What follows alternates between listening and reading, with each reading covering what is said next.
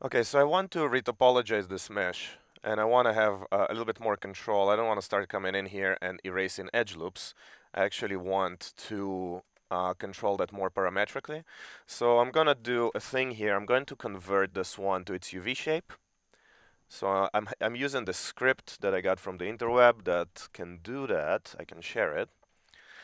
And once I have it converted, wonderful, I can select the interior edge loop.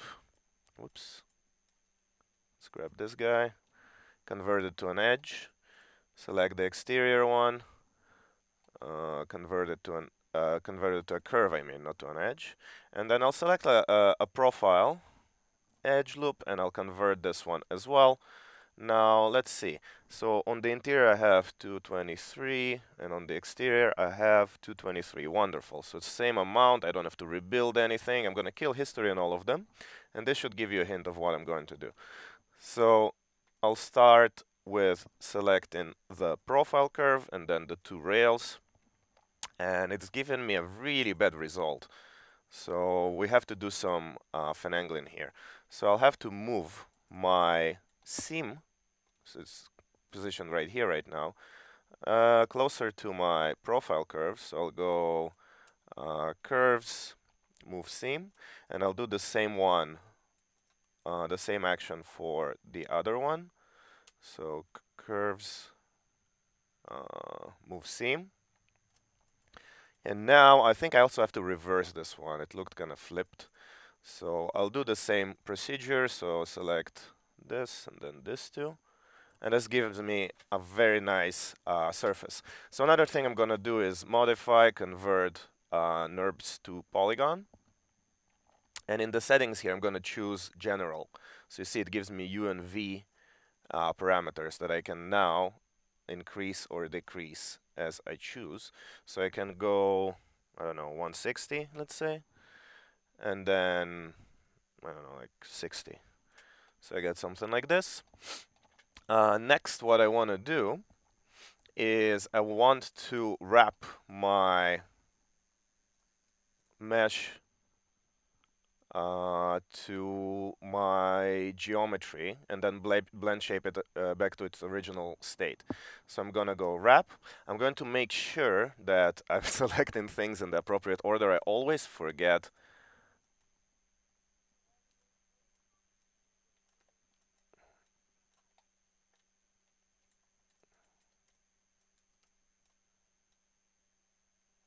I always forget which one am I selecting first. So you see here it looks like my selection was incorrect. So I'm going to undo this and make sure that it's working.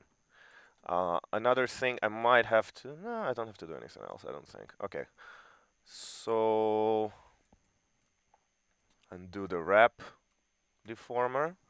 Let's make sure that this, also, yeah, I'm gonna kill history on this. So it's not affected by my curves anymore. And try this again. So this is going to be wrapped to this. And I'm gonna go deform, wrap, and hope for the best. Prepare for the worst. So now select this guy, convert to components, try to move something, make sure that the other one is following.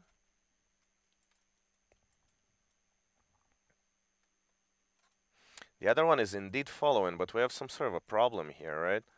Like, actually, no, it's not following at all. What is this? Oh, that's... Okay, yeah, there we go. So it is following, but it's just being very ugly. Let's hide this guy. All right, cool. So now I'm going to blend shape my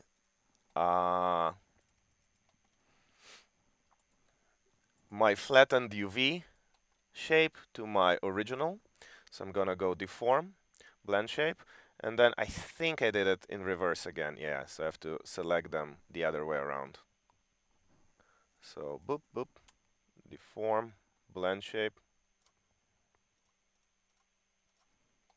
And there we go. So we can move this guy to the side so we can see what's going on. And you can see here that the wrap is not working very well, but I found a solution to this.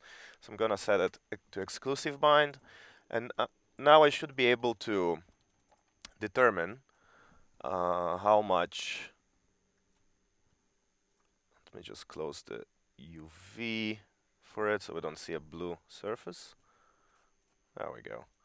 And then maybe reverse the mesh.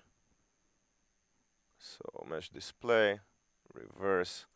Okay, cool.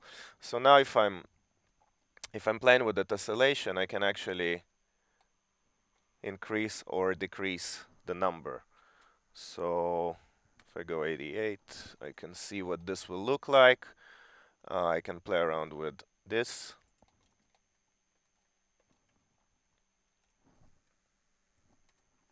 And I can set the exact number that I want. So obviously, for game meshes, we will come in later and do some adjustments if we are looking for a lower subdivision. But if it's just like ridiculously high initially, it's easy enough to kind of parametrically work with the result and get it to update live. And obviously, we want to hide the other mesh so we can actually see how the topology is reacting. Hope this helps.